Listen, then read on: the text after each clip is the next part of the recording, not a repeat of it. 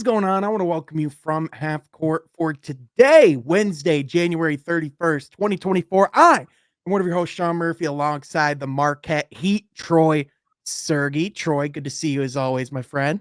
Good to see you, Sean. And hey, 1-game winning streak for the Pistons as we're recording. Good win against OKC on Sunday afternoon. Let's keep the ball rolling. Pistons winners of 2 of their last 3, Troy. I genuinely don't think we've been able to say that all season since October. So here we are. But also joining us is one of my favorite beat writers in the business. He is Mike Curtis of the Detroit News. Mike, what's going on, man? Thanks so much for taking the time to join us again. And especially during this, super thrilling season that the Pistons are having. No problem at all, fellas. I'm just glad to be here. Second year covering the beat, so it's a little bit different than it was last year. We're in the last year, I think it was just normal bad, but we're in a historically bad season right now. So I think I'm just going through the motions of taking it day by day and just not trying to look at, I guess, the big picture of things, but just trying to take it game by game. And I think that's what keeps everything fresh these days. Oh yeah, 100%. Because you can only talk about, like how this season has not gone the way that we've all thought for so long, right? And I especially like to just focus on, okay, well, they're in a hole. We all know it. Instead of talking about the hole that they've dug themselves, let's talk about how they get themselves out of it. Let's talk solutions. Let's talk those types of things. So I definitely like the work that you've been doing this season. I know it's obviously really tough to cover a team that doesn't win very often at all. But I mean, you've done a lot of, I believe that's pretty much kind of been part of the course. I think they've only won like 23 games since you've started covering them last year. So yeah, man, it's been really good work. My first question for you is, obviously I know there's been some, decent amount of reporting around the trade deadline and things that the Pistons could potentially do, the things that the Pistons could potentially not do. We know they already made one move like a couple weeks ago with the Marvin Bagley and Isaiah Livers trade that brought back Danilo Gallinari and Mike Muscala. But do you see the Pistons like still being active at this deadline, making more changes? Do you think the changes that this team could make or realistically could make are probably not realistic until the off season? What's your temperature gauge on what the Pistons are looking to do here in about a week and a half? Yeah.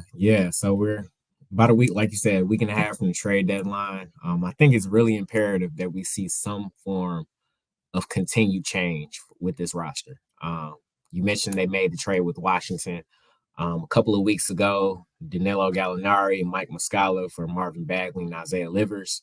On paper, that's a move to allow for more cap space in the summer, offer them a little bit more flexibility to either sign a free agent or take on a contract through trade. But I think this team can't go on as it's currently constructed. Right.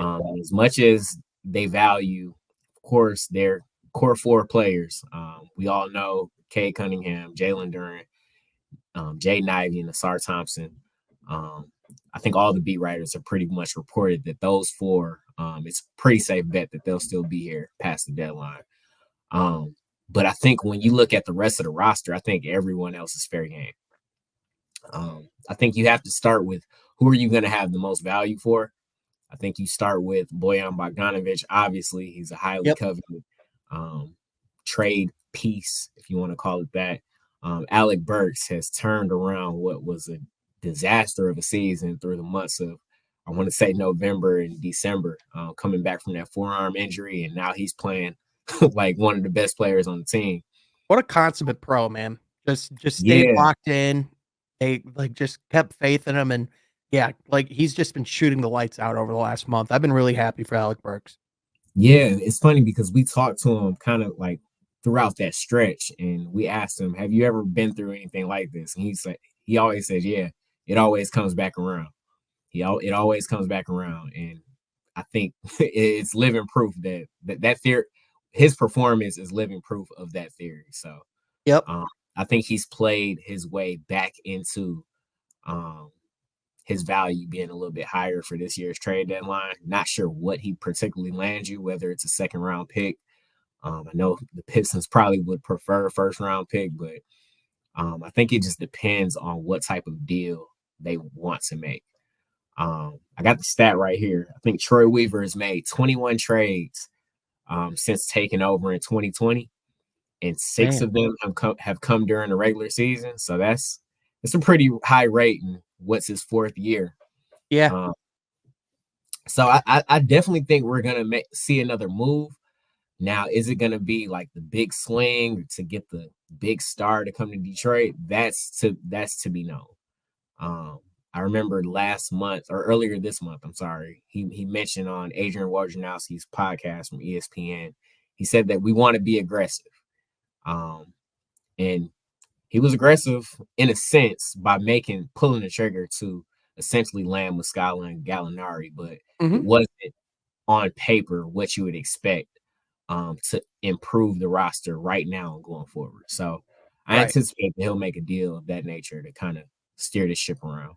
100%. And, I obviously, this wasn't the trade to see drastic change, but I would say that in their limited time, I think Mike Muscala and Danilo Gallinari, have at least made like a pretty decent impact. I know Gallinari really hasn't played much. I think he's played in a couple games.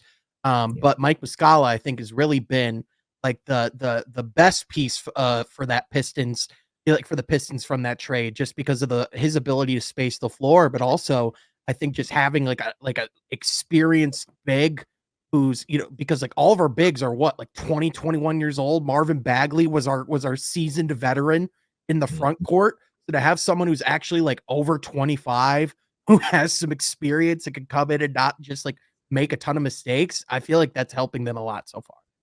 Yeah, absolutely. And like you said, it's funny because every big before the trade that Detroit they had a similar skill set.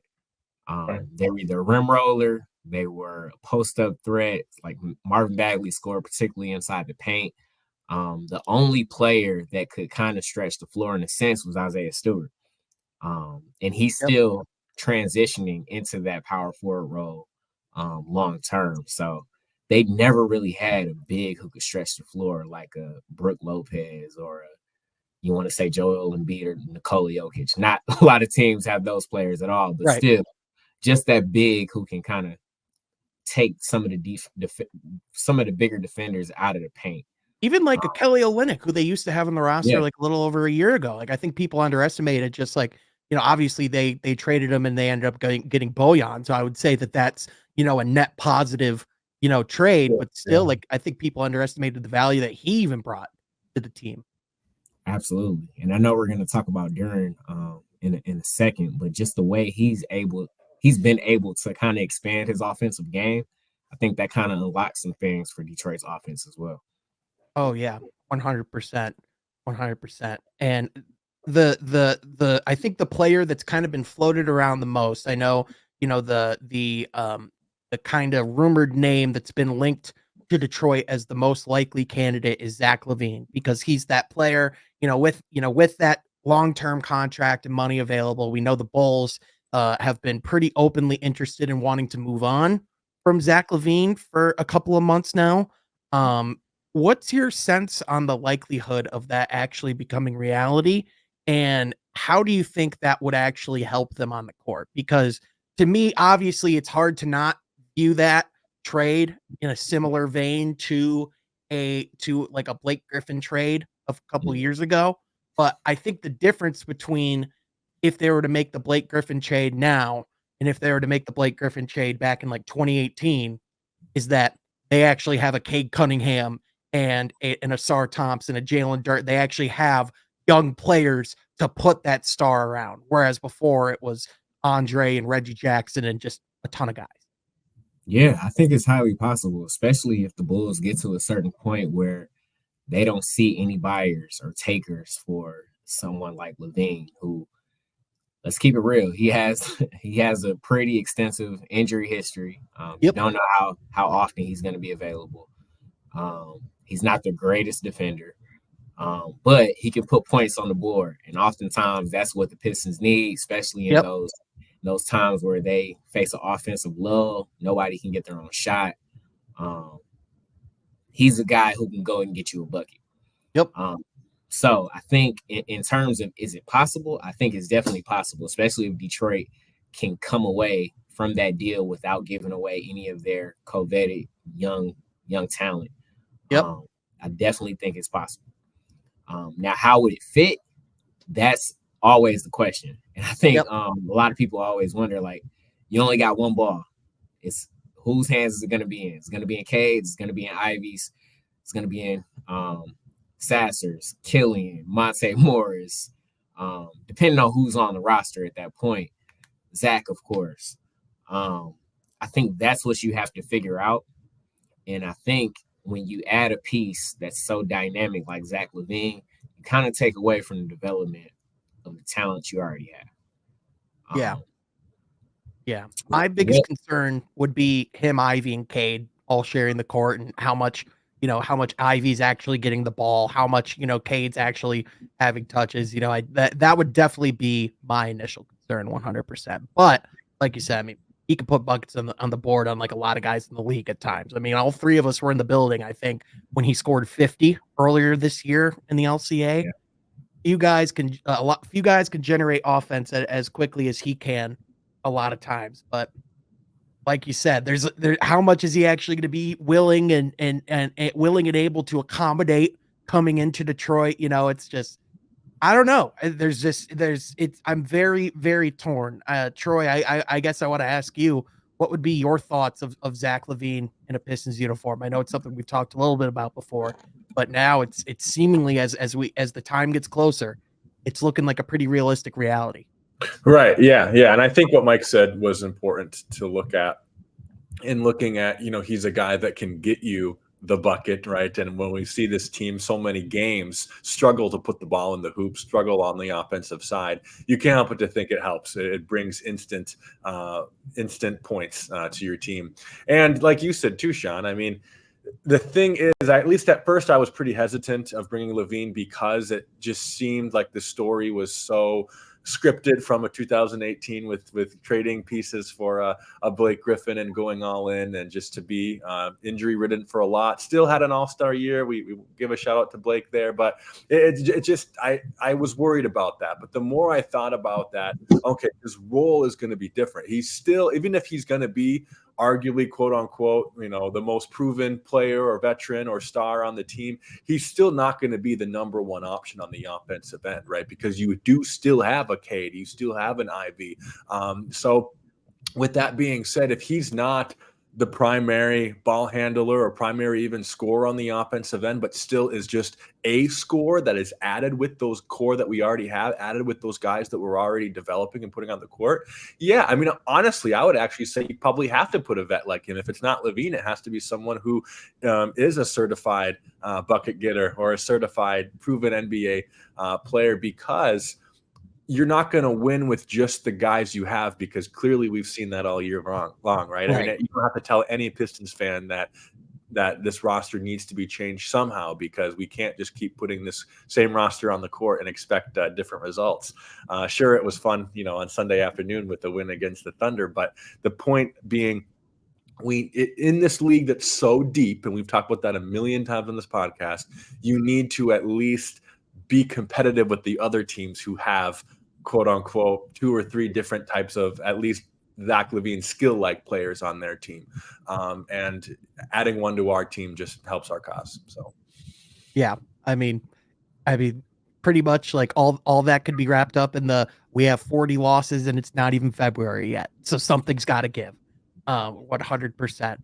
And Mike, it definitely would be interesting just to see, kind of like some of that, dynamic of how it would all fit together. And we know from the sounds of it, the hang up in the trade is, like what Chicago, would actually get in return. It sounds like they want one of those blue chip prospects that would come in return. I would imagine they would want like an Ivy or an Asar, or, it sounds like, or Duren or Cunningham in return. But obviously I don't think Detroit's going to be looking to do that if there's not much else of a market for Zach LaVine? What do you think could be like a realistic trade package for that? It's, obviously I think it sounds like a Bojan is a guy that they would want.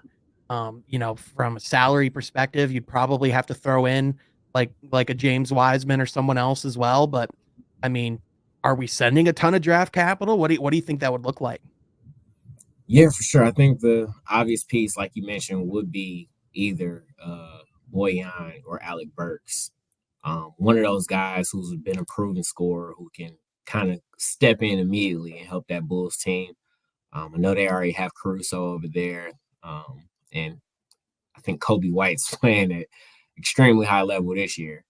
But in terms of who you would send along with that, I mean, you look down the line of who your expiring contracts are. You have Burks, you have Monte Morris, you have Killian, you have James Wiseman, you got Joe Harris. I think any of those players would be possible, along with a couple of picks, a couple of second rounders in the future. Detroit isn't pretty much worried about sending away second rounders, since I think the mindset behind that is they have enough young talent as it is. Another young player, like we say about this upcoming draft class, probably isn't going to get this team where it needs to be. They need to start looking at more veterans. And I think they believe in the young talent that they already have, and they want to see how it develops before they break, quote unquote, break it up. So Right. I think, just a couple of second rounders and get that done. Yeah. No, I think that makes a lot of sense. And I mean, it's kind of crazy to think about just for how much, like those, like kind of those 4 blue chip prospects are, like what like Detroit's building around, and like, just how much, how important it is for those, for those guys to work together. It's interesting just how little they've actually been able to play together just because of injuries, just because of, like not everything aligning up. I mean, last night was, or like the other day was literally the first injury free, like the Pistons, like injury free, like health report, like all season long. Yeah. And Yeah. like, I can't even imagine how long, especially if you throw in like last year when, when they started to sit players more like at this time of the year, I don't even know if they even had a clean one last season. So, first time in a long time for sure. Especially when you lose 12 games lose Cade 12 games into the season. Oh, I think before that, Marvin Bagley didn't play because of a bone bruise in his knee. So yeah, all of last year they didn't have a clean injury report. Yeah, man. Absolutely crazy. And with that, I think you're still seeing them trying to figure a lot of those things out. And, I think one of the biggest topics of conversation this season have been, like what, like how do they balance Cade and Ivy? Like what, like, like who's running the offense, like who has the ball in their hands. And, obviously it sounds like from what Monty said, like the other day, in his press conference, it doesn't sound like he's overly concerned about who has the ball in their hands, but more so that they're taking care of it and that they're executing when they do. But it definitely seems like, the Pistons are better when Jaden Ivey also has the opportunity to run their offense. And listen, the wins that the Pistons have got of recent have sparked a really stupid narrative from some people wondering if the Pistons are better without Cade Cunningham on the court. And that's something I don't think that's even remotely, sane to entertain.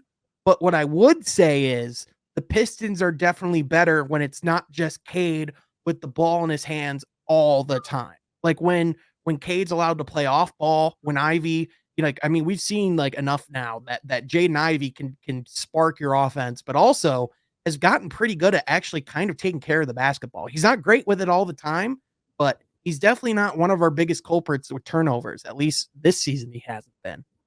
What do you think is that right balance? And, like how much do you think this season is also just going to be about making those two work together? Yeah, for sure. And I think that's been a constant conversation ever since Ivy was drafted with the 5th pick last year. Like, how is he and Cade going to mesh together? And we saw like in their first game, and Ivy brings this up a lot, like his first bucket was off an assist from Cade where he cut to the basket and got a layup. And I think that encapsulated what they wanted to see from them going forward, just them playing off of each other. Now, I will say, like, this season, we've seen like the Pistons offense in a myriad of forms. We've seen Cade Cunningham playing with the ball majority of the time in his hands without proper spacing. This is when all their shooters were hurt, and it wasn't a pretty sight. Oftentimes, those were some of the reasons for how that turnover number for Cade got so high. Yep. Just because he didn't have the proper spacing around him. I think the only reason he had 7 the other night was I think rust had a little bit to do with that. He had a charge, which you could say wasn't really his fault or not, but it still counts as a turnover at the end of the day.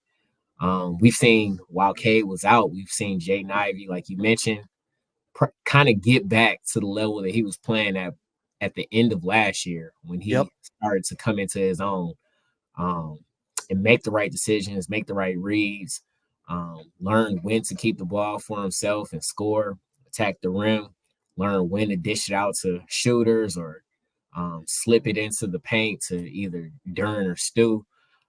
So we've seen the Pistons offense in a few different, I guess, forms, if you will, this season. Now you throw Monte Morris in the mix, and he's figuring out how to play with everyone.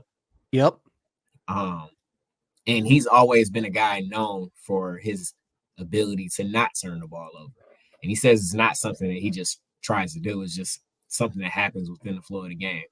So I think he was a little bit more comfortable yesterday than he was on Saturday. Was that Saturday? Yeah. Yep. Yeah, Saturday. And definitely his debut, he looked like he fit right in with that group. So I think it's still going to be a process that they're going to have to work out. But I think the key to seeing Ivy and Cade is you got to find a way to kind of stagger them. When Cade is on the bench, let Ivy come in and kind of manage the offense a little bit. I know you want to have another guard out there whether it's Monte Morris or Marcus Sasser, but I think in order for this team to be the team that it ultimately wants to be, Ivy is going to have some form of control in the offense. Yeah, I think especially just in order for this team to get where it needs to go, like especially right now, I don't see a reason why Cade or Ivy couldn't or shouldn't be on the court, for as close to all 48 minutes as you can get, just because of the way that you can stagger them. Obviously, there's moments you got to get them off the court, you got to get them rest, you got to give them time to get ready to for what's actually like for the closing time. But at the same time, like just the amount of all bench units that we have seen and guys like like starters coming out of the lineup and then the momentum just completely shifting. Like it seems like that's like a natural way to get Jaden Ivey running the offense more. And, and for him to like, have his impact, kind of imprinted into the game more, Troy, what are your thoughts? Yeah, I think just giving him the ball more. I think giving him more touches on the offensive end. I think looking at how he has progressed this season, even just looking at where he was in the beginning of the season till now, gives me a lot of confidence moving forward with him with the ball in his hands. And I think earlier you mentioned, Sean, just him and Cade on the court together is something that he personally wants. And I think us as Pistons fans know that is something that has seen a success all season long with that. I think those lineups are going to be important, but those touches are going to be equally as important. And I have seen, though, at least this past season too, and at least around probably December or January, I guess it is January now, but around the early December mark, I guess I really saw him on the defensive end really improve as well. And I just saw that was something that we saw glimpses of last year, but that this summer was the big thing that we talked about, was the weakness. And seeing how that's made massive improvements just in the few short months that we've had this season has been encouraging for me. So, yeah, absolutely. I want to mention there was a possession in yesterday's game where he pretty much took the challenge of guarding SGA, Shai Gilgeous-Alexander. My point, yeah. And just guarded him for I want to say 10 seconds. And it might have been one of his best defensive possessions of his career.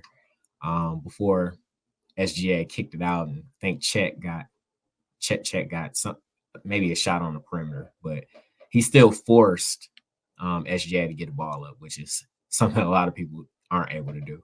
Yeah, it's definitely like there's definitely still a lot of area, for him to grow in that area. But like over the last couple of weeks, just some of the glimpses of like when Jaden Ivey is on with his on-ball defense, like he can be stifling just with his, just with his athleticism, with his burst, with his wingspan. Like Jaden Ivey has everything he needs, in my opinion, to be a legitimate defensive threat. And I think those have been the signs I think that have been, like really promising of him taking like some of those kind of like some of those next steps. Mike, I'm glad you brought up Jaylen Duren and you like mentioned his offensive game a couple of minutes ago. Obviously, over the last couple of weeks, he's had the ball in his hands more. He's been even bringing up the ball more himself. And it's just been honestly just like a revelation, just kind of to see, like we knew Jaylen Duren was good, and we knew that he had a lot of capability to do things on both sides of the court. We knew that he had a better handle than people gave him credit for. That we've seen the flashes of his playmaking and his passing, and we know that like that's something that's at least that's there, right? But over the last couple of weeks in particular, it just feels like he's just only getting better. And I mean, he's averaging a double-double this year. Like he's averaging 12 rebounds. So you look at like he's already one of the better like rebounders in the league at 20 years old. You're looking at how effective he's been around the rim and just everything that he's been adding to their game. I mean, adding to his game. I mean, Detroit's got to feel pretty good about where Jaylen Duren's at, all things considered, especially that it's year 2. What have been like your kind of like your takeaways, and how good do you think he can actually be? Because I think when this team was looking awesome at the beginning of the season, like when it looks like they were ready to turn that corner, a big part of it was because Jaylen Duren effectively looked like Bam Adebayo for the first week. Yeah, and I think it all starts for Duren.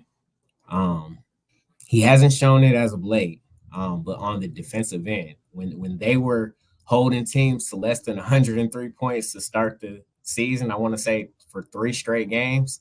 Yep. It was because he was locked in on the defensive end. He was challenging shots at the rim. Even if he wasn't blocking them, he was making enough of a difference just to, I guess, impact the shot. So I think that's going to be the key to, I want to say, his long-term success overall. Especially as he continues to develop. But when we take a look at what he's done offensively, especially I want to say over the past month or so, Monty Williams said that he wanted to see more from him. I think he said that Duren has a tendency to kind of pass and think it's the right basketball play. But at certain times, you got to be aggressive on the offensive end because it frees up your teammates if the defense is trying to pay attention to you. And we've seen that. We've seen him grab a rebound, and instead of throwing the outlet pass or passing it to the point guard, he'll just bring it back up himself. And at times, he looked like the most confident player with the ball. And then we've seen him get in the post, and he'll do his little reverse spin for a layup. And that, I don't know where he started doing that, but he started doing a lot more this year. His footwork is nuts, man. Yeah, his footwork has grown a lot. He credits that to the coaching staff as well. Mark Bryant specifically, who he works with pretty much every day. He says he helps him out a lot in developing that part of his game. But I want to say and I wrote about this earlier today in my piece that came out about Duren, 2020 game from yesterday. He's come close to 2020 mark several times throughout his career, but this year specifically, every time he's flirted with it or either achieved it, in yesterday's case, the Pistons have won. Yep. He had 20 and 19 against Washington on January 15th. He had 18 and 17 in the win over Toronto on December 30th. He had 14 and 17 in the first win of the season over Charlotte. And he had another mark, which I don't have right in front of me, but it's against Chicago in the home opener, where he pretty much almost had a 2020 game in that game as well. So, and he's making his free throws too. He's making his free throws too. He's getting to the line and contributing that way as well. So Yeah, in that home opener against Chicago, he was 23 and 15. Yeah. So knocking right there on the door. Yep. With 5 less rebounds, but over the last little over a month, he came back into the lineup on December 26th. Since then, he's been averaging 15.4 points, 12.6 rebounds a game, 2.7 assists, only one, just a little over one turnover. He's shooting 65% from the field, and he's shooting inside the arc. It looks like he's shooting specifically like really efficiently. So I mean, everything that he's been doing over the last little over a month has been really impressive. The one downside, over the last month, he's only averaged about a half a block. So I would say if there's any major weakness to Jaylen Duren's game, or just like that opportunity for growth, it would be him being that kind of like that steady rim protector. I think sometimes he's kind of put in an unfair position because his man in front of him will get beat, and it will kind of get him out of position a lot of times. So I definitely think not all of it is on him. But I mean, Troy, even without a lot of that defensive game, we're seeing that. I mean, we knew Jaylen Duren was special and that the potential was there. I don't think we saw a lot of these skills manifesting itself right now, especially on the offensive end. Right. And I think the right now side of things is really important to look at too, because he's is he 20 now? Is he finally 20 or is he still 19? Yeah, so he's 20 now. So the fact that he's developing those, because we know the athleticism there. We know he's going to give 110% on the defensive end. We know he's going to be a defensive nightmare as well, as we've talked about too. Mike talked about the defensive side of the ball, how well he's playing. So yeah, to add skills like that, to bring up the ball like a point guard. I mean, that's something that we don't really see with a traditional big like him, right? Kind of that Bam Adebayo type of built player that he is. So yeah, Sean, I think the fact that we're seeing this at age 20 makes me think at age 23 and 24, we're going to see potentially an all-star player, certainly maybe even all NBA player. So yeah. And I want to add a couple of more on JD real quick. Yeah. The fact that he's been able to stay healthy. I think he's played his longest stretch of games since he came back on the 26th. And if you notice, he's been wearing those ankle braces for every game ever since he came back. So we know Stephen Curry obviously had a history of ankle injuries early in his career. Once he started wearing those ankle braces and kind of like changing the way he moved on the court, I think that's what changed for him.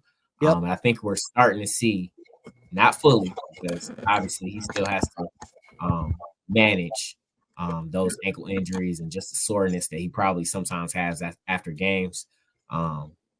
We're starting to see some of that. If he's able to stay healthy, he's the big difference maker for this team, because he attracts so much attention. When that chemistry with him and Cade and the pick and roll, when Detroit didn't have that in those games that he was out, everyone was suffocating on Cade and taking away that mid-range game. So he opens up a lot for Detroit's offense. Yeah, 100%. And he just has all the upside in the world, and just some of the leaps he's been taking this season, are just are really encouraging. I'm just excited to see. The thing with Jaylen Duren is the scary thing to think about is what he looks like at 25, what he looks like at 26. You know what I mean? And that's still 6 years away. Like that's the scary part about this kid, man. So absolutely exciting stuff. Troy Weaver found a gem. Oh yeah. Yep. 100%. He found a diamond in the rough in Jaylen Duren, without a doubt. Mike, my one last question to you. When you look at like I know this is something I think we've talked about a little bit before. When looking at like where the Pistons are right now and how they can dig themselves kind of just out of this, like proverbial hole that they are in, what are some teams that you think they can look at and as inspiration, as kind of like a blueprint of how to get themselves out of the situation that they're currently in? I know one that's been, obviously that's been brought up quite a bit is Houston, just because they took a very similar route to us, with a lot of the losing, and then using that salary cap space, bringing in veterans. But I think there's a myriad of teams that the Pistons could potentially learn from as far as like how they should be going about building their roster. Are there teams that you look at throughout the league and say, I think Detroit should look more like them? Yeah, and Houston is a really good example because they took their young roster and pretty much said, "Hey, we need to add some veteran presence around this group that's trying to learn how to win." So you go get a guy like Fred VanVleet, you go get a guy like Jeff Green, you go get Dylan Brooks, and they're teetering around the playoffs if they're not already in the picture. So I think that's a really good example right there. You take a look at what OKC has done with their young team. Obviously, they've stockpiled a ton of assets, and they've become the best team in the Western Conference as of yesterday. So Yep. it's interesting to see what they've built. I want to say another team to look out to kind of mirror in their image is pretty much Orlando Magic. Yeah. When you have a guy like Paolo Banchero, another number one pick, similar to Cade, and you just put the pieces around them. Granted, I think their length is what sets them apart, and their defensive intensity. One of the best defensive teams in the league. And I know Detroit, they prided themselves on becoming a defensive team this year, but I just don't think they have the personnel to kind of make that identity shift yet. Yep. 100%. So if I were to say any three teams, it would definitely be Houston, OKC, and Orlando. I used to throw Cleveland in that boat too because they went from, I want to say, 20 some odd wins to 44 the next year. I want to say 2 seasons ago. But I think they did it a little bit differently, and that was through obviously trades. Yeah. Absolutely. A couple other teams I would just throw in there as well. One, I would take a look at Minnesota and the approach that they've kind of taken over the last couple of seasons. Ever since bringing in Anthony Edwards, obviously there's kind of been, I know last year in particular, I was a little bit more critical on some of the direction that they were taking, but at that time, I did not see them being this 32-14 juggernaut that they've turned into now. And I think it's very similar to a lot of the teams that you've already brought up where, it's taking a number one pick or a number one guy and just building around him and surrounding him with a ton of shooters, but also, like you said, just a lot of long, versatile defenders. And, it's like Orlando's like living proof that you don't need to be awesome at shooting the three as long as like you defend the lights out. Like Orlando, like they have like they're 24-22 right now. I would wager, even though they're not the second seed in the East anymore, I would still wager a lot of fans in Orlando are thrilled about the direction that they're taking. But another team, I would look at as well is, like I'd look in your own division. I'd look at Indiana and just how they've been able to, like stay consistently competitive over the last 10 plus years, even when they haven't been at the very top of their lottery. They just get, and Troy, you've been able to attend quite a few Pacers games now, living right next to the arena. To me, the thing that stands out when I look at them, it's not just like the star players, but it's just the consistency they have in the role players and how, even like the ancillary pieces that they do have, it feels like they've just had a defined role. Yeah, absolutely. Everyone knows their role. You think of Neesmith and Nimhard, and we got to get some of those guys in Detroit who just who are stars at their role, right? We don't have to have stars, but stars at their role. So yeah, Troy, are there any other teams that we didn't mention that you think Detroit should, look at building or emulating, or are there teams that you just specifically look at in the league, even if it's ones we've already talked about? Yeah. I mean, you kind of hit the more obvious ones.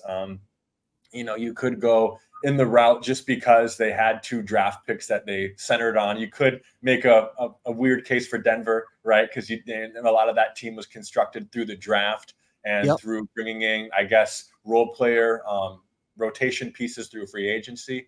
And I guess one quick last question for Mike is, there's a lot of Pistons fans who hear the word free agency and cap space and roll their eyes and say, here we go again. Either we're not going to do anything, we're not going to make any splash, or if we do make a splash, it's going to be a Ben Gordon or Charlie Villanueva splash. What would you tell Pistons fans with that type of attitude who are pessimistic with the word cap space or offseason? Yeah, for sure. I think It's because they haven't seen much change. I think they've been preached that message over and over again, and they haven't seen much return on that type of investment. But Yeah. if I was to, I guess, talk to a Pistons fan and kind of explain that cap space and just flexibility, that doesn't mean we're going to go out and sign the top free agent that's available. They can use that cap space, that money, to take on assets from other teams. They can get veteran players that kind of complement this group to see fit, and that gives you another pool of players to even choose from, to even look at, not just the players that are going to be available when their contracts expire. Because you got guys like Buddy Hield, you got guys like, I want to say, Royce O'Neal. Yep. Gordon Hayward's going to be a free agent. Kelly Oubre, who was a free agent this summer. So you got guys like that, but I don't think any of those guys like moved the needle for this team. So you gotta be creative. You gotta figure out a deal to make with some team who doesn't want, I guess, their disgruntled star anymore. So that's pretty much what I would tell that fan. Awesome. Yeah, there are a lot of ways to skin a cat. 100%, man. Mike, thanks so much for coming on the pod, man. It's always a pleasure whenever I'm at a game in person. It's always fun to run into you and see you at the games and just sit with you in the media room. And yeah, man, just appreciate you a ton. And where can people find you and the stuff that you're doing? Yeah, for sure. You can read all my work on Detroit News, DetroitNews.com. I'm on X as Mike A. Curtis too. Instagram as Mike Curtis. And yeah, I just appreciate all the support I've been getting through these first 2 seasons. Yeah, you've been killing it, man. I know, obviously, this has been these have been like 2 of my first full seasons as like actually like from like the covering standpoint, and it's obviously not being around the team every day like you are, but just been enjoying your work a ton. Thanks again for just always being a good guy, being willing to come on and do stuff like this. And yeah, man, I'm looking forward to seeing you someday, hopefully being able to cover some winning basketball. I have faith, dang it. It's gonna happen, Mike. It's gonna happen. I think the sooner it happens, the sooner I'll be able to tell like the best stories, because it's hard to tell like those feature player profiles when the team is struggling the way the Pistons are. But I got a feeling we'll see some of that at some point. Oh yeah, 100%. But with that, that's gonna be it. That's gonna be it for today's episode. Thank you so much for everyone tuning in. Be sure to like this video down below and also subscribe so you're not missing any more content from the channel, as we'll be covering all things trade deadline, all things rest of the season. We'll definitely be covering the draft and free agency and everything as it comes down here on From Half Court. But that's going to do it for today. Thank you for listening. We will catch you guys next time from Half Court. Be sure you're subscribed.